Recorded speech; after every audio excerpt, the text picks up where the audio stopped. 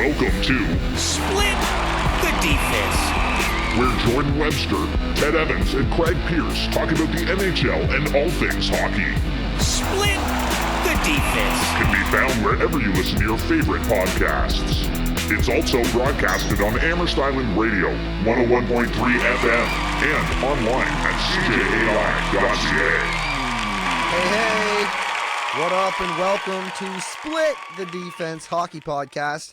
Jordan Webster, Craig Pearce, and producer Ted Evans. All right, yes, talking about the Leafs. Let's start off talking about the quote-unquote best player in the world right now, Jordan Webster, quote-unquote. So William Nylander. So his season opening point streak was extended to 13 games with his first period power play goal on Wednesday. But when asked, he recognized the Leafs are struggling after losing 5 of the last 6. So here's what he had to say. Okay, this is Willie. I got this clip in 2 parts. Check this out. This is Willie, part 1. I think we battled pretty good there, and then we got a tough bounce on the PK. Whatever, I don't know how long was left on the PK, but yeah, then we kind of lost it. But you know what? I think we're facing adversity early, and I think it's good for us. I mean, to grow and build, we got a lot of new guys here, so to build a team together and build around that. What has to change? Ooh, I like that start. Okay, part 2. What ways do you think the adversity now could be beneficial moving forward? Yeah, I mean, you go through adversity together, and I think that builds character, and I think that's what I think you got to look at it positively. I mean, we know we're not playing great, and we know we can play better, but adversity, I think, is really good for us. What are you sensing? Wow, what a great angle there from Willie. Do you agree with that, Webby?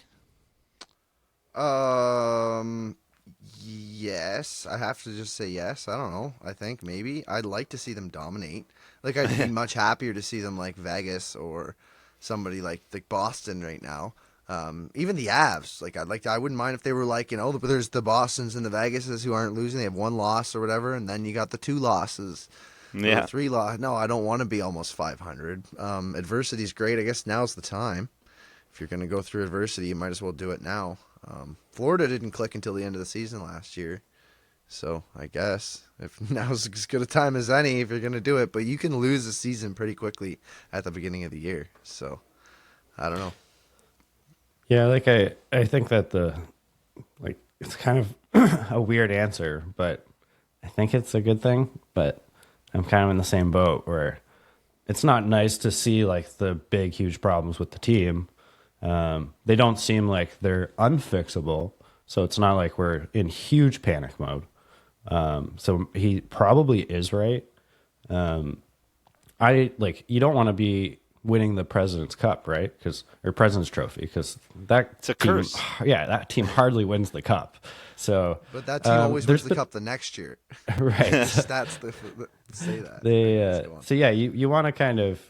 It's kind of a hard question to answer. Like, I guess it could be a good thing. I'm not sure. It could not be, though.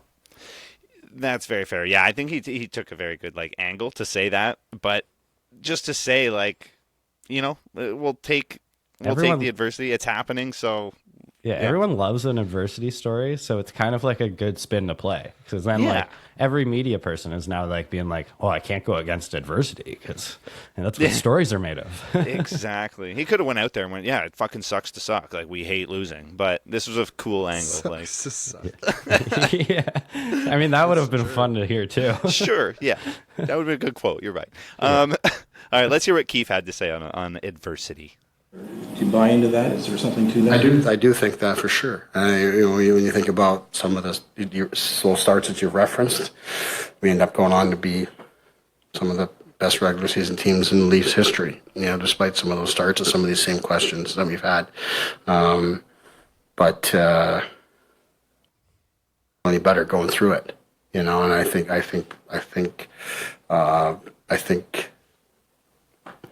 our group deserves better. Individually, guys deserve better to play better. Our fans deserve better. Do you guys deserve better?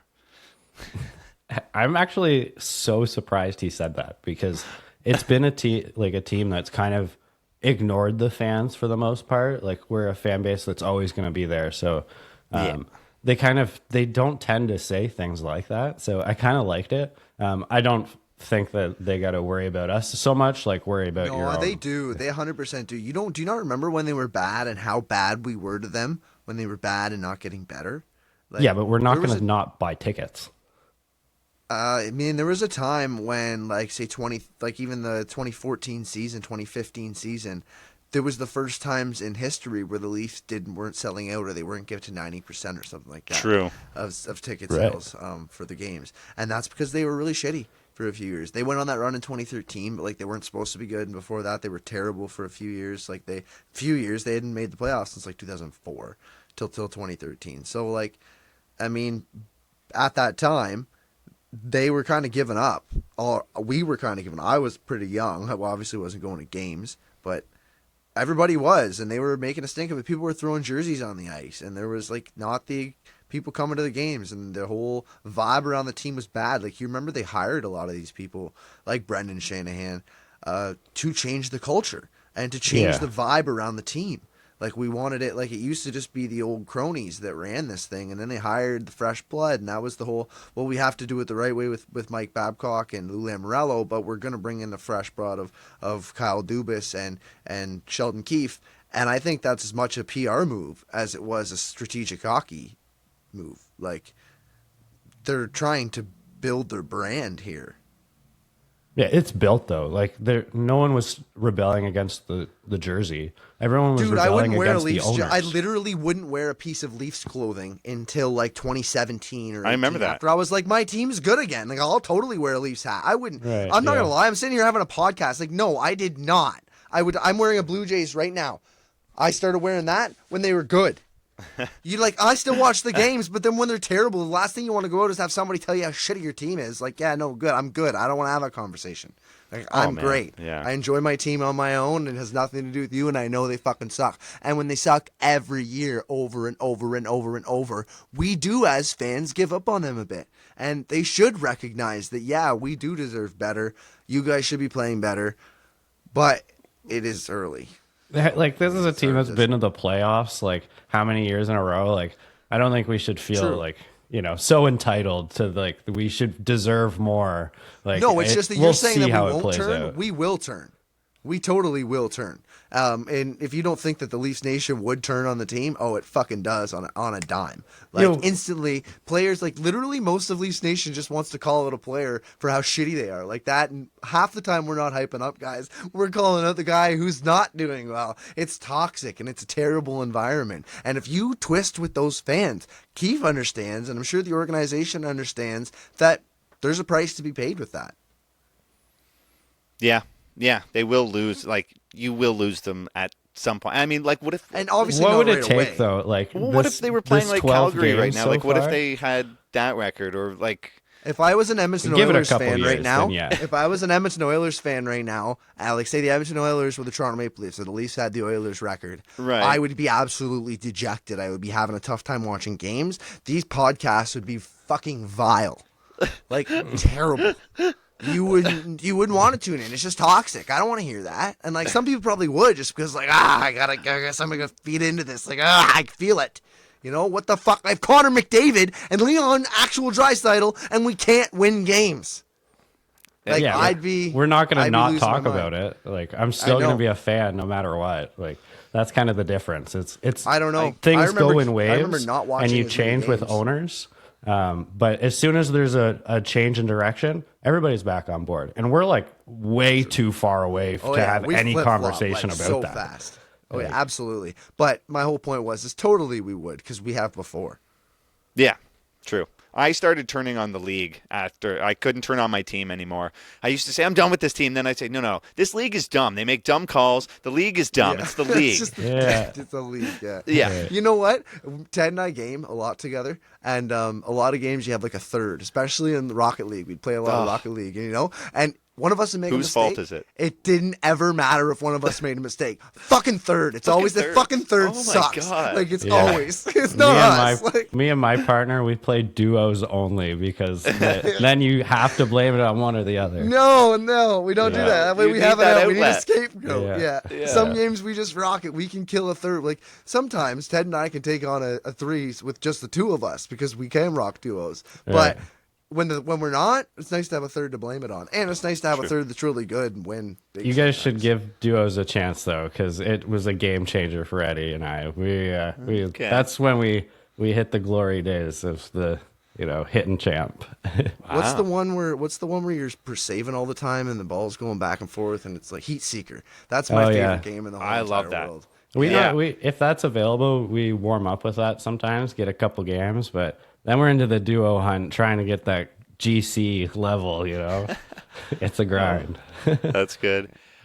So the Leafs, talking about a grind, they asked Bertuzzi after the game because he scored a goal, second of the season, but they asked him what went wrong. I got a clip Bertuzzi here. Not really sure. We just didn't have our best third. We need to be better at home too. So we have 2 more games before Sweden, so we got to figure something out. Yeah. Well, yeah, they're going to Sweden. Yeah. We never really talked about that. Right. So there's not going to be a whole lot of Leafs hockey over the next 2 weeks. I think there's like 4 or 5 games over the next 2 weeks, which isn't a lot, right? Because of all the travel that they have to do back and forth. But this game fell apart in the third. This game was close. It felt like they were still in it. I was still watching. Nick Robertson scored, and I thought, that's it. The Leafs might actually win tonight. This is the night where they actually beat the Sens. Because it seems like they always lose to the Sens.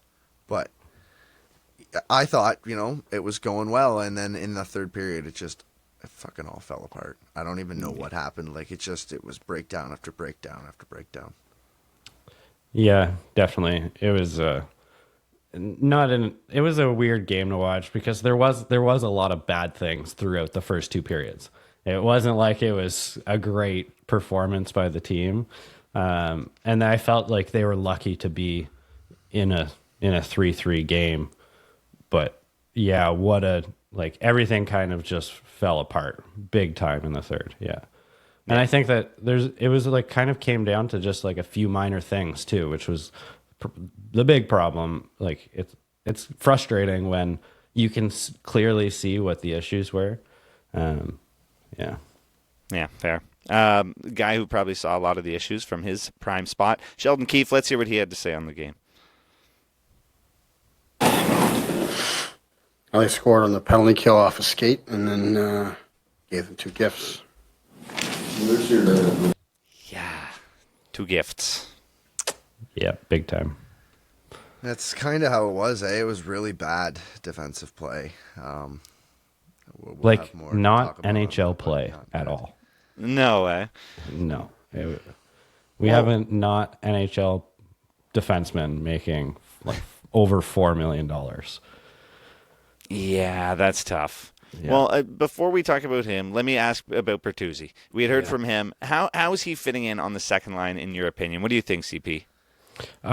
It's been a real change in the last few games. His effort level, I just feel like it's totally been a 180 flop. Like it was not the guy we were used to seeing play for Detroit.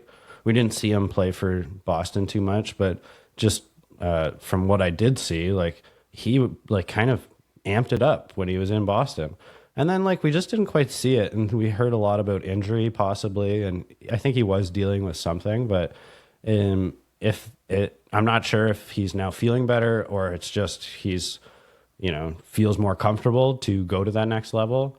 But yeah, he's starting to click a little bit. And that second line, sorry. That's not a line I really like. But I think that he, in general, is doing okay. But my opinion on the second line is that it was absolutely atrocious earlier in the week. And, the last game, it was much better. But it was haunting me, the performance that we had previously. So I'll take the good one game. But What do you think, Webby? I think you need to leave things alone for a little bit and like people get comfortable. Like there's a lot of new guys, right? Like a ton of new guys. And if nobody gets to play with anybody for any generated certain amount of time, then how are they to build chemistry? How are they to be any good? Like Willie and JT look good together and they didn't, remember, for how long? But they've been doing it for like 3 or 4 years and the coach didn't give up all of a sudden this year. Oh, look, they look great together. They know where each other's going to be all the time because that's what they've done for 3 years. You need the time. They've been shuffling the deck chairs so much that like you really haven't gotten a chance. Bertuzzi, he reminds me a lot of Nylander, but not as skilled, and that's the problem. He needs a more effort level because he's more physical and not as talented, like skilled as like I think he can shoot the puck in the back of the net certainly, but he's no William Nylander. Let's face it, right? So No, yeah. In that sense, if he's not giving 100% effort and he's skating around, because it does look effortless when he skates. I mean, except for when he's really going, then he looks hilarious. Yeah. But he when he's getting around, he gets himself around pretty effortlessly as like a la William Nylander. He does the same thing, right? He doesn't look like he's trying very hard, but he gets where he needs to go. But if Tyler Bertuzzi's not taking the puck and wheeling it around the net and between his legs and whatever, sniping it and nice passes and behind the back like Willie does, then it's not the same. Like if you're going to go in and bang and crash, you have to go out there and skate hard every shift. Otherwise, we're going to be like, yeah, this player isn't doing very well. He's not producing goals. Even though he's banging and crashing, he might even tally up hits. But at the same time, if you're not scoring goals and doesn't look like you're trying hard, we as fans are wondering, like, what the fuck are you doing out there? That's right. Yeah. You have to contribute somewhere, but he's been doing both recently. So I think that I don't think they should change the second line. Give it a little bit of runway. The lines as they are actually. I think they should give some runway. Yeah, agreed. Yeah, let it settle, let it cook. That's fair. I think Tyler Bertuzzi just needs a knob on the end of his stick, and then all problems would be solved. That's it. That's it. That's it. Another guy we like here on Split the Defense Hockey Podcast, Nick Robertson. The shot on that guy. Got his first goal of the season. What are your thoughts on Nicky Bobby in the 2 games he's played? What do you think, Webby? Point per game player. Yeah. Yeah, he's got an assist in his first game, and he got a goal in his second. He looks good. He looks more like an NHLer than I've ever seen him in his previous time. He looks stronger this year. He looks like a stronger skater. Even though he's broken limbs, lower body limbs, he seems stronger somehow. And like if he can not get hurt, it looks like he might fit in. And you know what he wasn't doing? One thing he is a really fast skater. But what he was doing is skating into areas where you can't really slow up and putting himself into situations that would make him vulnerable. And even if he was a big guy, but like he's so fast, right? So I haven't really seen him do that in bad opportunities or like in a bad way yet. There was a couple times where I'm like, oh no, nothing's going to come up. Oh my God, it's Nick Robertson. Never mind. Here he goes. Water bug up the ice. Like awesome. This guy can move. But when he was like in on the forecheck and stuff and trying to be on the checking lines, like my favorite thing in the whole entire world is the Leafs scoring third line. Like, oh, finally we have fucking goals from the third line. You know how much more fun that's going to be in 24? A scoring third line. Like, yes. Oh, yes. When we play in NHL 24, it's going to be badass. And we finally have 3 players who can score on the third line. We're trying to constantly build this. And like, if it turns out, maybe like they'll be good, and then 25 they'll actually get good stats. Be great. It'll be great.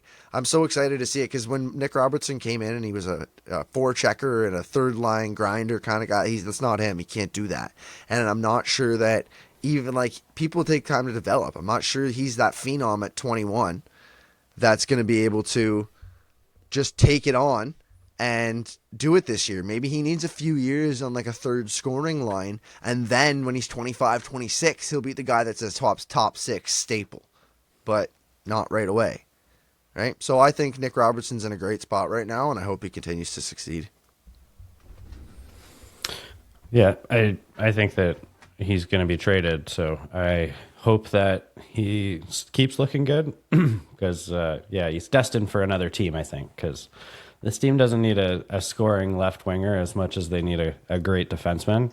And I think that he is just the right value for me to dish out for a trade. So, I want him. He does look good. I think that he fits in with Domi. As long as they're playing together, I think that he'll continue. Well, I hope that they continue their chemistry.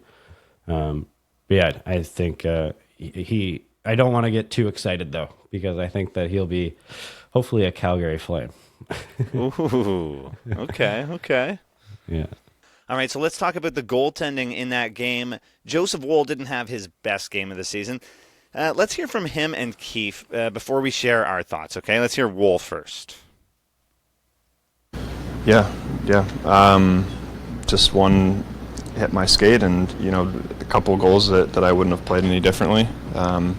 Sometimes they just find a way in, and unfortunately, two of them found their way in tonight. The last one is just hesitation. Looking for what's going on. Yeah, I think just a bit too much hesitation on my part. Was trying to make too good of a play and didn't see the guy, and got a little tunnel visioned, and that's it's unfortunate that really seals the deal in the game. So. Yeah, unfortunately. Let's hear Keefe again too. Keefe on Woll. Let's hear what he had to say. Another clip. I mean, he took responsibility. Yeah, he had a tough night. Joe had a tough night. When goalies have tough nights, you got to play better in front of them. There's some chances we could go. Now, listen, we didn't play a terrible game. We've played worse. We've given up twice as much in some other games than we gave up tonight. The game is right there for us. We just make big mistakes at a really important time. Start of the second period. We overstretch our shift and the puck's in our net. And we're kind of chasing the game from that moment, right? Those are our best players on the ice. Can't happen. What did you think about Woll's night, CP? It wasn't his best night, that's for sure. He didn't look great right from the start. There was a couple saves that he made that just didn't seem like he was the same calm demeanor that he normally has. I think that probably a lot of it comes down to the immediate pressure that's been put on him to maybe be this team's savior. And when he has like 30 games in the NHL, it's a tough spot to put a goalie, even though he's not a guy that follows anything on social media or he claims that he doesn't watch the news or anything. He knows the pressure. He's in it, right? He's on the team, so he knows what's at stake, and I think that it might have gotten the best of him just right from the start. I take two things from those clips and from the game. Joe Woll is steady. He doesn't let much bother him. You could tell by the tone of his voice and the way he spoke. It's like, that's what it is. It sucks that that's the way it ended, but like, whatever, right? Move on. Doesn't seem to worry about it. Also, that Keefe doesn't seem to think it's Woll's fault at all.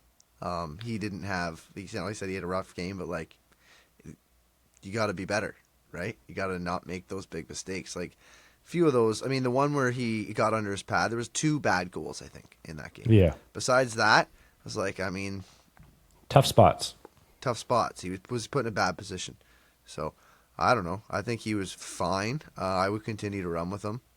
I would give him more leash. I still have more faith in him than Samsonov right now, but maybe we need to get Samsonov back in the net to give him some confidence and faith. He was asked to be talked to by the media, and he declined that, which is very abnormal for Samsonov, which means he's in a tough spot, right? So I think you probably have to go back and forth still, see what you got. Obviously, Woll's not the 100% answer. He's not posting a shutout every game. If he was, then you couldn't take him out. But at this point, like, he's still a viable option. I think he's definitely now pushed into more of the tandem, that they should run a 50-50. If Samsonov continues to be bad and Woll continues to be decent, he's not been great, but if he continues to be decent, then I think he'll end up being the starter by the end of the season, if that's how it goes. But you kind of got to let that play itself out. For sure. Yeah, I think also too, like, I agree with you with the defense part. And it's a goalie sometimes when the defense isn't good in front of you, it's in your head the entire time, and you don't trust that they're going to make the right plays. And so just on simple plays, you might overthink it a little bit, even if you're not conscious of that fact. But you see some goalies fall apart when their defense in front of them isn't great, and their save percentage drops off, even though it might not be their fault. That's so true. And I think Wool made a good point, too, about how he said, I wouldn't have played them. A couple went in that I wouldn't have played any differently, as in he's, it's an unlucky bounce, or it goes in a way that how's he going to change his game other than knowing with hindsight that, well, it went in. I guess I would have changed it knowing that it went in, but you play like you play. But I got to talk about a bit about the defense, too. John Klingberg, we got to talk about this guy. This is a Leafs podcast. We haven't talked much about Klingberg. This has to be talked about. He was on the outside looking in at Leafs practice on Thursday. So Jonas Seagull reported that he appeared to be playing that he was the 7th defenseman. So Klingberg, some stats, was on for 3 goals against in the game against the Senators and is currently a -8 on the season. But he was a career -33 coming into this year. So, I guess this was to be expected. That's a career -41 at the time of recording for those keeping score. Anyways, the Leafs lines looked like this today as per David Alter. So we had Matthews, Nyes, and Marner up top, which we love, obviously. Tavares, Bertuzzi, and Nylander, which we talked about a little bit. Domi, Yarncroke, and Robertson. Sweet. Camp, Reeves, and Gregor, and then Holmberg as 13th guy. Then defense, Riley and Brody, Giordano and McCabe, Benoit, Legason, and then at the bottom there, they've got Klingberg and Timmins. But, yeah. So Steve Dangle made a good point with his tweet. He said, Klingberg getting scratched for 2 guys who didn't make the team out of camp after 13 games. Brad, buddy. And then Jonas Seagull tweeted, Leafs practice today dedicated almost entirely to team defense and penalty killing. And that was, Noah Schwartz saying... Noah That's Schwartz what they should be had an working elite on. comment. Sure. Yeah. Noah Schwartz comments, top comment on the thing. It says, maintenance day for Klingberg. They're working on just team defense today and penalty killing. Okay, so Klingberg won't be there. Yeah. Yeah, day off. Yeah. So let's hear Keefe on Klingberg, okay? I got a clip here. About John Klingberg, he was -14. Yes. What needs to improve, in his game specifically? We need to protect him better. What was your sense of Wall tonight? He took Protect him better? What did the Leafs? What do you guys think the Leafs do with the former dynamic defenseman from Dallas? Hey, what do you think, Webby? Protect him better? What does that mean? I don't know. What? I guess he should be made. All right, if you want to be protected and you want to play 3rd line minutes and on the power play, then you make $2.5 million as a specialist. Maybe 3. I'll give you $3 million. Justin Hall is making too much money, in my opinion, and he isn't good at anything, and he makes $4 million, and I get that. So go on Klingberg and whatever. Worst defensemen make more money is my whole point. But $4 million is way too much for a guy who needs to be sheltered on the back end, at least on the Toronto Maple Leafs. The Toronto Maple Leafs can't afford that. Maybe other teams in the league have that luxury, but with the cap and the way this team is structured, Toronto can't afford to have a $4 million player not performing. Yeah, it's crazy because he has been slightly protected even with all of the defensemen being out, and he still looked absolutely dreadful, whether it's between gapping up 30 feet to the guy entering a zone, just letting them do whatever they want. Some of the mistakes that he makes aren't so obvious, but he's the man on a player entering the zone and he's almost running into his own goalie. It's just he's either always afraid of getting beat or he is being beaten. And we've seen him on some back skates that if he's not totally fresh on a line, then he's the slowest guy on the ice. He's a terrible skater. He's probably better than me, but not by much. He's got great footwork, and that's why he's good on the power play along the line. and then straight line. Straight line so bad. Looks like me on the ice. Like Giordano's way faster. I think. Like at least he and they bears skate down. similar. Yeah, they skate similar, and Giordano's got 10 years on him. Yeah, and I know that Gio's giving us absolutely everything he's got, so I don't question him at all. But yeah, I think that he might not be scratched though. That's one thing that I'll add here is that they might go 11-7. I've seen that thrown out there by a few of the people close to the team, which would be probably a smart idea. If Reeves is going to play like 4 minutes, like might as well have another defenseman, and then like maybe Klingberg can play 9 or 10, and then he might look good if he's really fresh and only playing in very good situations. And then maybe someone will take him off our hands because I still don't want him in here. Because that's the problem is that he's looked so bad that you're paying someone so much if you don't want him around. And if you send him in the minors, he's like a $3 million cap hit, which is no good either. So either way, yeah. This is now see Lagesson McCabe over McCabe Klingberg. Yeah, I think I've loved what I've seen from Lagesson, and I would swap those two any day.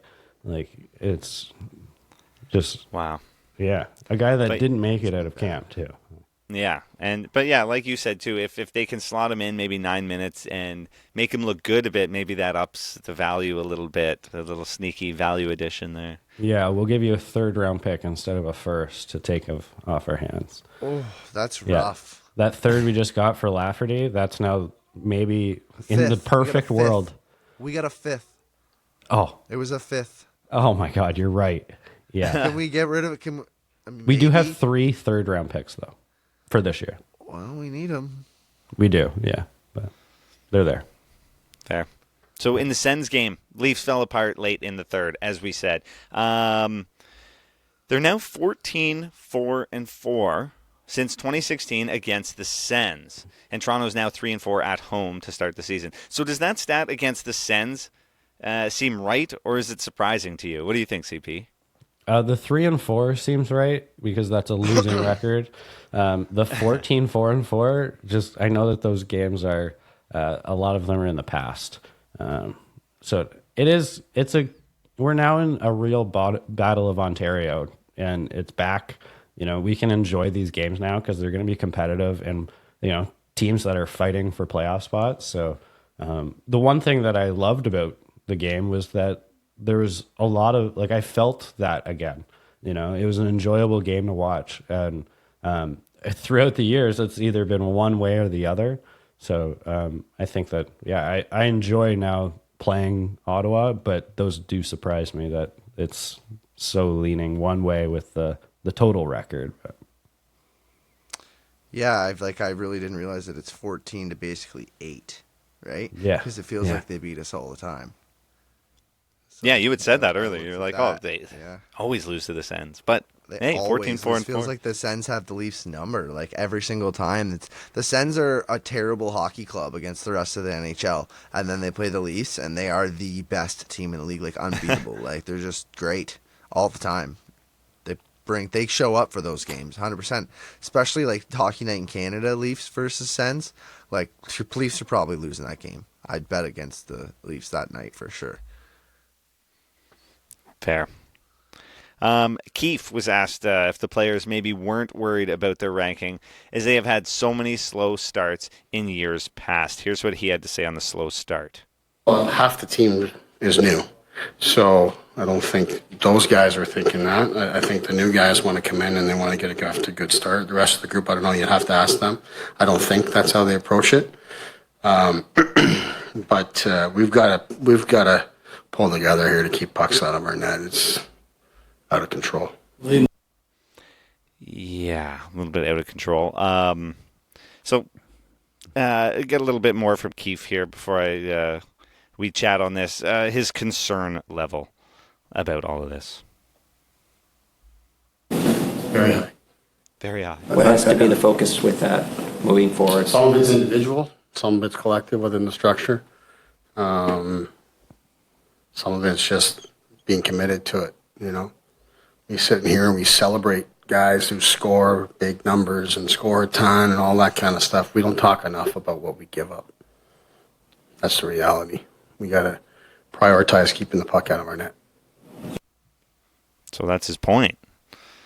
Yeah, I heard a lot of people kind of try and spin this like that was a dig at the top players, but I don't think it was. I think that, there are two separate thoughts. That one is that, that we praise all the players, but when Calle Järnkrok's having a great defensive shift and then someone else goes out there and doesn't do their job, then I'm thinking we're it's not more like celebrating Järnkrok as much. But I think it's more of a Willie Nylander when he goes out and just takes a spin. Like, if you're going to look at me in the eye and you're going to tell me that William Nylander is not playing for himself right now, and that he's not doing whatever he feels is the best to win, that he's not breaking structure, sure, he might be, so there's some defensive, but he's taking it and he's doing what he thinks he should do to get the most points for himself.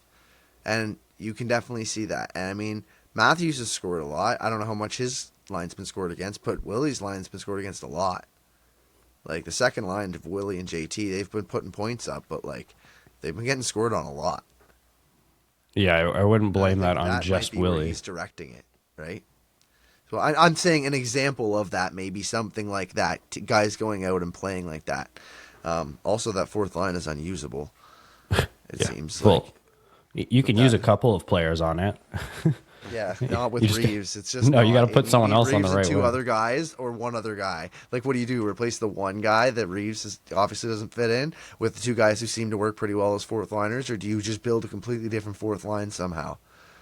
Like, what do you do? Like Milan Lucic and Ryan Reeves and some sort of big nasty centerman. Like, what do you do? Like, how do you build a fourth line with Ryan Reeves on it? Like, it's just too slow and it's like they're too fast water bugs. He's too heavy and slow. He can't even catch anybody. Like, he was running around at the end of the night the other game against the Sens trying to hit everything that he couldn't catch. Like, yeah, but like, why does he wait so long to do that? Like, if you're gonna be that guy, like, run around. Like, don't, like, that's my problem with him. Really, is that, like, it's fine if you're not the best technical player on the ice, but at least do something. And he doesn't seem to put a lot of effort into hitting it. Like, there's been a few where he's had the chance. I saw him let up on a guy where he could have lit him up in the middle of the ice. Like, yeah, it's not like he's giving full effort here. So I think we know what the issue is. He doesn't want to get suspended too, right? I don't know. Well, get suspended. At this rate, you're not going to be playing. You're under a microscope. Well, like, do you want to be on the bench not playing at all? Because that's where you're at right now. Yeah, I mean, actually, he is. He was scratched. I don't know. I thought I put that in the lineup, but I guess not. Maybe it's down somewhere further, but we'll talk about that right now. Yeah, they scratched Ryan Reeves to do an 11-7, which we touched on earlier, but they're definitely going with 7 defensemen. So John Klingberg's the 7th defenseman. I'm like, yeah. And then all of a sudden we're doing 11-7. I'm like, oh. Yeah. Like, I mean, I guess I wanted Klingberg and Reeves to go. You can't have it all, but like, yeah, you can. Like, put Holmberg in. Like, I think a Holmberg on the fourth line might work. I don't know. My concern level is pretty high right now with this team too. To touch on Keith's beginning comments, it's very high. Yeah. Yeah. Not good. You can tell he's worried. He doesn't know what he's going to do to get out of this. He just has faith that he can. He's just like, I'm sure I can. I just don't know how right now. Yeah, I'd like to know, like, what the conversations with him and Treliving are like, because I think that most Leaf fans know that this isn't a coaching problem. It's a personnel problem. And, like, there's not great defensemen. It's not the defending, like strategy. And so, like, yeah, I don't know. I think that he needs new players. And that's where I'm not super concerned, because there's a lot of good things in place here. And I think that with just the addition of 1 or 2 defensemen, this might be a totally new team, because it's such an issue. Oh my God, but there's so much though. There's so much going on that's wrong with this team right now. It's just not 1 or 2 defensemen. I don't know if that even does it. We can actually get into that. I have a little segment on that. But I think there's so many more holes to fill right now that just aren't working. Like, you got holes up top. Like, Bertuzzi isn't ideal. And if he starts to click, it's great. But like, he's not ideal right now. Ryan Reeves isn't working in that spot. And then on the back end, you definitely need guys. But I don't think that's going to just be one or two guys. It's just going to change the whole everything. And then you get goaltending issues, right? Like, there's so many issues. Yeah, I don't see it that way. Like, I see like Bertuzzi's a guy that's now turning it on. Like, he's new to a team, and I'm not looking to replace that guy. That's for sure. Ryan Reeves plays fourth line right wing, so that's the last position on the entire team I care about. And even if, like, you know, you do go 11-7, then we've already solved it. You know, like, and it's not ideal. It's not a hard position to fill. Sitting on the bench. Pardon? It's $1.3 million sitting on the bench that could be used for a better defenseman. Well, you could send him down in the minors, and it's only $200,000 that you're missing, and then you can fill that spot too. It's a 35-plus contract. That's not how it works. He's 35. He's over 35 years old, and you can't send him down to the minors and just bury his money. You still have to pay him the full money, and it's still a full cap hit. Really? Okay. Yep, huh. on a 35-plus contract. Right. Yep. I'm just saying though, like, it's not like that. You can put Nothing him on you can waivers. do. Maybe someone. Nobody's gonna take him. You don't think? Like, we had to overpay kind of to get him, so I guess you're right. Yeah. Yeah, nobody's gonna pay him that much money. But like, if you're thinking the fourth line right wing is a huge problem, and I don't think Bertuzzi is. It's definitely an issue. Man, when they get on the ice, the game changes, and you can see it. This loses momentum because who goes on after the fourth line has to clean up the mess before then we get the momentum going back our way. If they're just momentum killers every single time, then yeah, it's a problem. Even if they're only taking 22 shifts in a game at like 11 they weren't really a momentum killer the other night though. Like, they actually, the one that went in, that was probably their best shift of the entire season. You know, they actually controlled a few shifts in their own zone, and you're sitting Ryan Reeves a lot, and then that actually is Kampf and Gregor I am excited about. Like, I think that a lot of the issues that you see where things get disrupted are defensive problems and puck moving problems, and like playing well in your own zone to get it out. Like, you can't just always avoid it. And I'm on the stance of, I think that it's not as big of a problem, and this team looks a lot better with two better defensemen. Okay. All right. I could see it. I see your point. I do. I gotta ask you guys though. I got a multiple choice here for you. What is your biggest concern with the Leafs after the first month of the season? Is it A, the second line, B, John Klingberg, C, the injured defense, all of the injured defense, or D, the goaltending? What do you think, Webby? I am most concerned with the fact that when we have a couple of defense injuries, it looks really, really bad. I think that's been my biggest concern, is that the injuries on defense. John Klingberg, there's still something in the back of my mind that says maybe he'll be good. Maybe he's still got a chance of being good. But it hasn't happened. It could. But the guy's getting hurt, and once you see a couple of guys go down, you're like, oh, we're looking at Max Lajoie. Or LaJoy, whatever his name is, Max. That we can't be playing Max Lovejoy. Reverend Lovejoy can't come up here and play. Like, that's bad. We need more depth than that. So I think the injuries on defense has probably been the biggest concern for everybody. And I think if they had a full defense squad, that this record would probably look a little different. Fair. Yeah, it's hard to disagree with. Like, I think that B and C are together. Klingberg is a guy that is hardly good enough to be on a third pair, and he might have some uses if he can do that, but he's not a guy that can fill in once you have injuries higher in the lineup. And so, like, then if he's not a second line player. So I think it's both those answers. You don't want Klingberg high, but in the defense, injuries to the defense have been the reasons he's had to do that. But I still don't even think that he's maybe a NHL defenseman on a cup team anymore. So I think that it's probably better. Like, B would be my answer. Klingberg. Okay. Yeah. He's the biggest concern. I feel that. And I think that maybe is a bit of an iceberg answer to not only, it's like Klingberg's the biggest concern because we signed him to that much money and he's fucking useless. That sucks. Yeah, I get that. So we got to talk about then what do they do now then? So what's next? So I want to hear from Keith first, and then I'll see what you guys have to say on what they do now. There's a coach on keep coaching. It's early. We have a lot of hockey left here. It's early. Maybe it's too early in a lot of guys' minds, but it's time to pull it together here. We got to get our game in order and do all that we can to take care of each other, take care of guys who are struggling, whatever position it is. The team, the cohesion of the group, the process that you play with should take care of everybody. And that's where we've been disconnected at times. This is different than some of the things we've gone through in the past. So the group's got to really pull together here. You agree with that, CP? Yeah. Or is there more to it? There's more to it, Sounds like there might be a little bit of division in the room. Think so? The guys aren't gelling, and maybe they're just not best buddies. Like, they don't hate each other, but they're just not tight, and they're also not playing well, and so they don't want to hang out as much, and everybody's kind of their own independent guy. There's too many personalities on the team.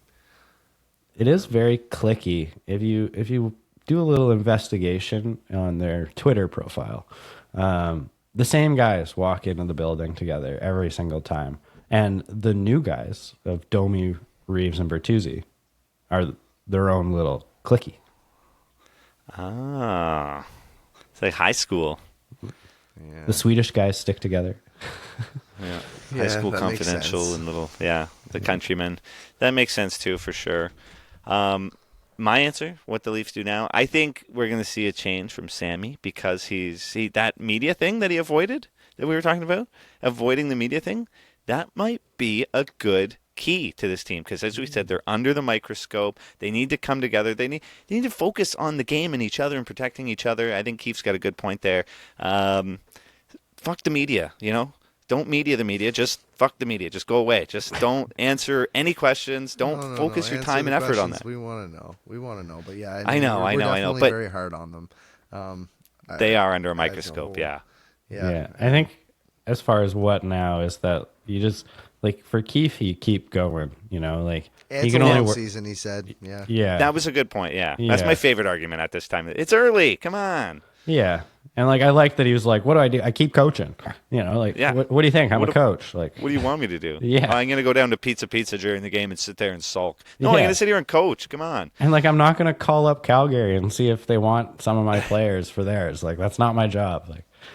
What now? I coach. Yeah. Keep going.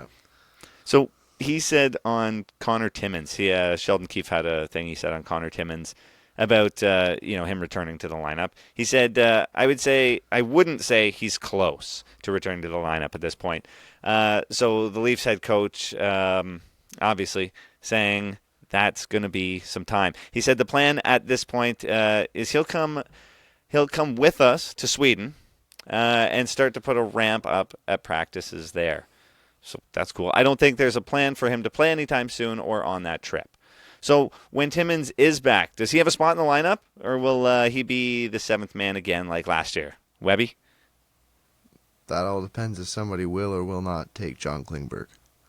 I don't know if there's room on the right.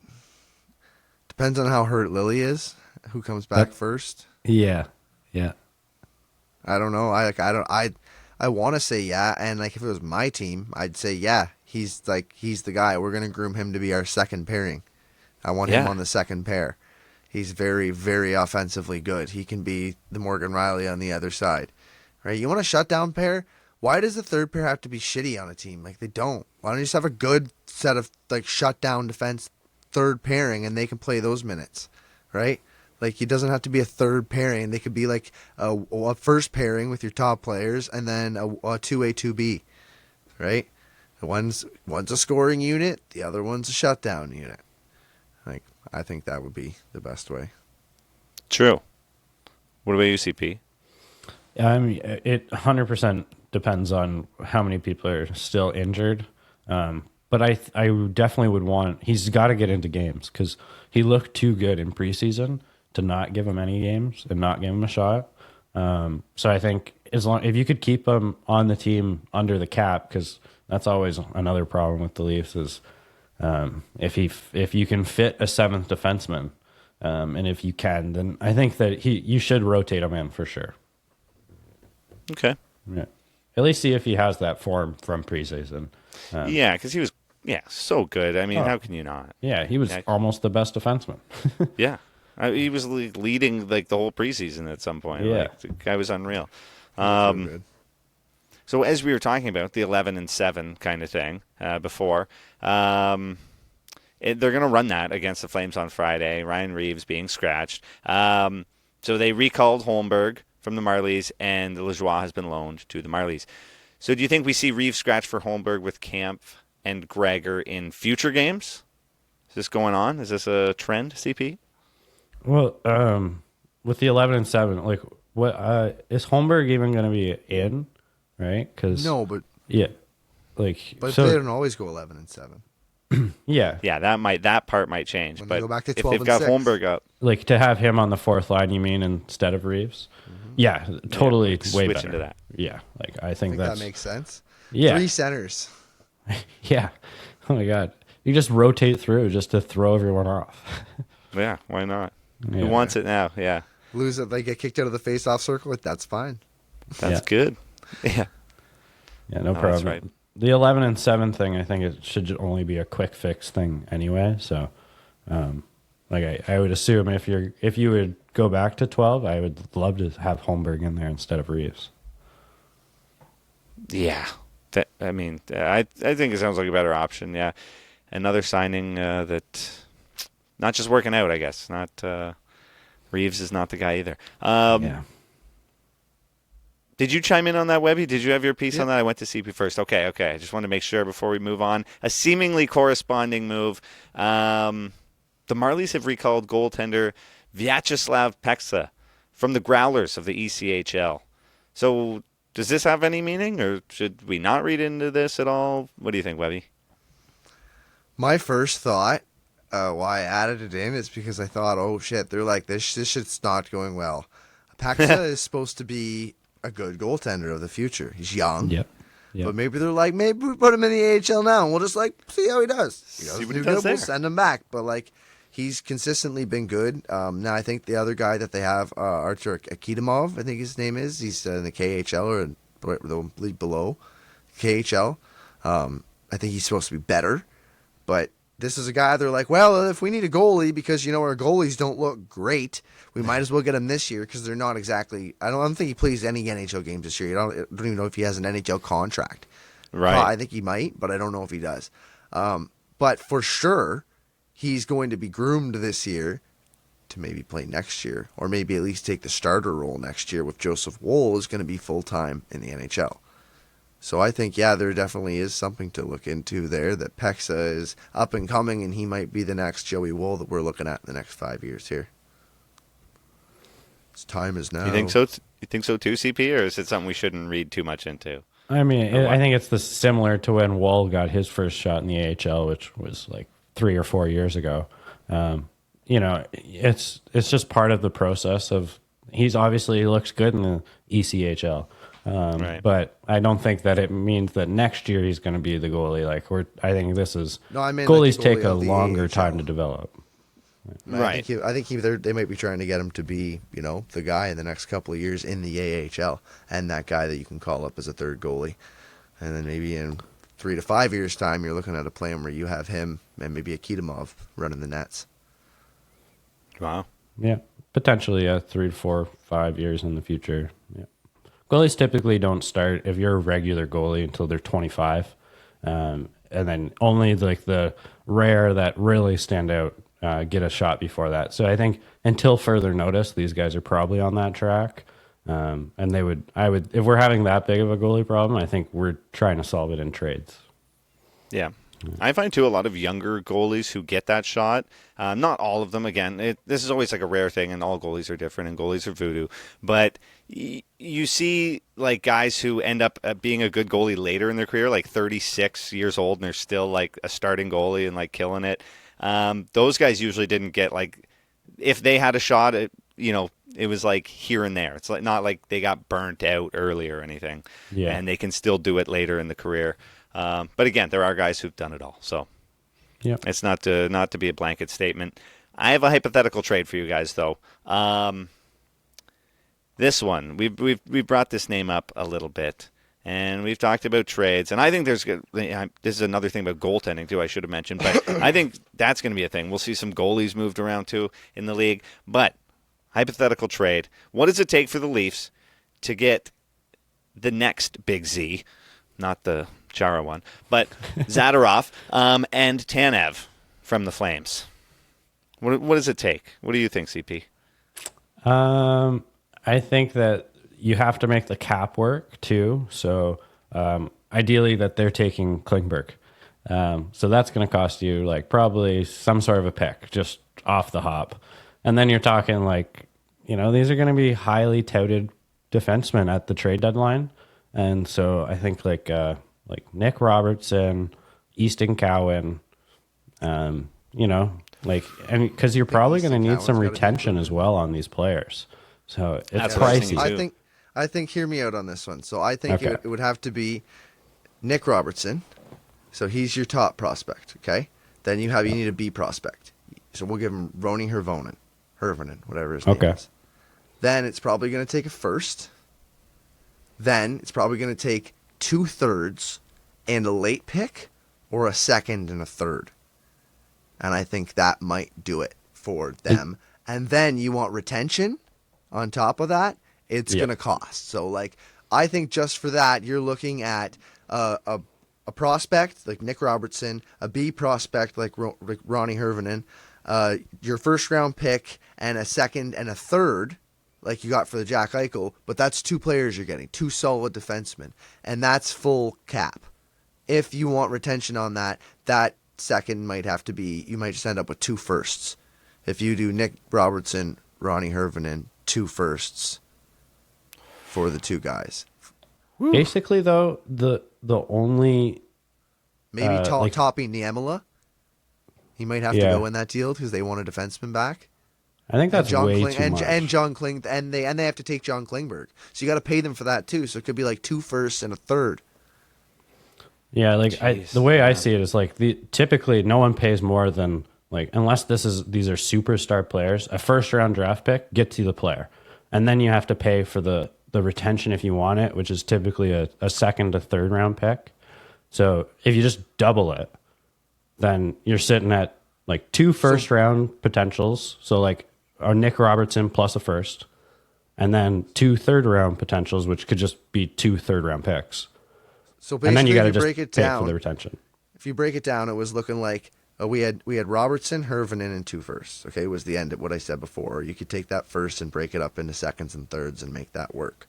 But if you have those guys and you're looking on the other end, so you got 4 assets for 2 assets, you're basically paying Nick Robertson and Roni Hirvonen for Chris Tanev, right? Then you're buying Nikita Zadorev. And then you're buying Nikita Zadorev for a first-round pick. And then to get retention on Tanev, you need the other first-round pick to get put in there because you're going to want them to retain 50% because we have no fucking cap room. And you know what else you have to do? You have to take back John Klingberg. Yeah. Right? Yeah. So I've never seen a retention cost a first-rounder, though. But he's got to get rid of him. It costs a first-rounder to get rid of Peter Mrazek. We got a second rounder back, but it costs a first rounder to get rid of picks. It costs a first rounder to get rid of Patrick Marleau. Yeah. So if you're talking about getting rid of John Klingberg's contract and asking for retention, I don't think that what I'm saying is too far off, actually. Yeah, you were. I think when you got a little deep. I think if you forgot about the 4th and the 5th that you said or whatever, then yeah, you're not far off. Well, that's where the first count kick. That's where the first kind of cancels it out. If you start going you want 2 seconds, a third, and a late pick, that might do the retention and then the taking of the shitty player. But otherwise, a first round pick will just that's. I don't even care about third 60 and 80. I don't go 12 for 15 potentially. If you're shitty, I'm in. Even 23, 25. I'm sold on that. I'll bet my bank that I'd rather want that pick on my team than a third, a fifth, a seventh. Right? I'd rather take one of those. So I think that I kind of cancels it out. Now, there are GMs who think the other way and think I'd rather draft more players later. But I don't know if that always works out. Right? Most players don't come from the later rounds. You have to be really good at it. The more shots you get, theoretically, you would get a better chance at hitting. But, like, I think it just makes more sense to take a first-round pick, and that's why I say you have to add the second first-round pick. Right? It's going to cost you a first-round pick for a top defenseman. So if you're even looking like it's going to cost Nick Robertson and Ronnie Hirvonen for Nikita Zadorov at no retention, he's only like $2 million. And then you're looking at John Klingberg and 2 first-round picks for Chris Tanev at 50% retained. And you're like, John Klingberg's negative value, so you have to take that into the equation, right? I think it all makes sense when you look at it like that. If you can take that first and split it into further, great, but I don't think it'd happen. Right. I think that's a little too detailed in my mind. I normally break it down just per player, what it costs for each. But yeah, I think it's going to cost a lot is what we're coming down to. Either if you're talking about mine price or your price, it's a lot. Yeah, for sure. It's the situation. Yeah, you're going to have to pay out a little bit to get out of it and get players like that if you want it. Yeah. Yeah, and these guys are both on expiring deals, so like it's like the most that they cost is a first round pick each. There's never going to be more than that. So, yeah, it might be worth the pay, man, because you can sign them afterwards or whatever. But yeah, it's a price that Brad Treliving's going to have to really pay out of pocket for something. Yep, for sure. I think that's all we have on the Leafs, is it not, for Split the Defense podcast? Is. We got more segments, but we do. Wow. So why don't we jump into North of the Blue Line? We're going to check in on the other 6 Canadian teams, the less important Canadian teams in the league. Yeah. I didn't even know there were other Canadian teams. There's other what? I just thought it was just Toronto. That's crazy. Yeah. Thank you for listening. And once again, Split the Defense. We are out. We'll be back on Tuesday. Peace. Yeah. Peace.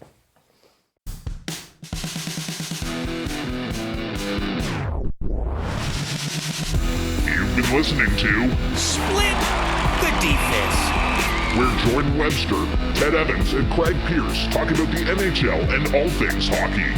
Split the Defense Can be found wherever you listen to your favorite podcasts. It's also broadcasted on Amherst Island Radio, 101.3 FM, and online at